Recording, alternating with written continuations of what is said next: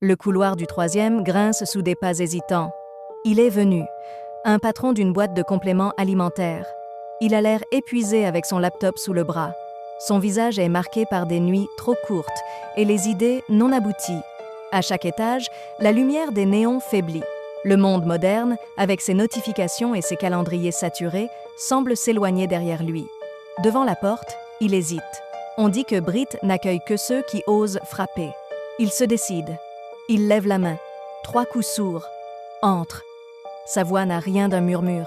Elle fend l'air comme une lame de glace. La pièce est baignée d'une lueur étrange. Un halo bleuté s'échappe des vitres poussiéreuses. Sur les murs, des parchemins bougent comme s'ils respiraient. Il règne une température polaire dans ce bureau. L'homme grelotte, pas la femme qui se tient devant lui. Entre 2 piles de grimoires, un ordinateur dernier cri, l'écran allumé. Cette scène bouleverse l'entrepreneur. Un clash entre l'ancien monde, on raconte des choses folles à propos de Brit, et la modernité. Ces 2 univers s'entrelacent dans un chaos déconcertant. Il bredouille qu'il veut se faire une place sur les réseaux sociaux, mais que les mots lui échappent. La sorcière lève les yeux.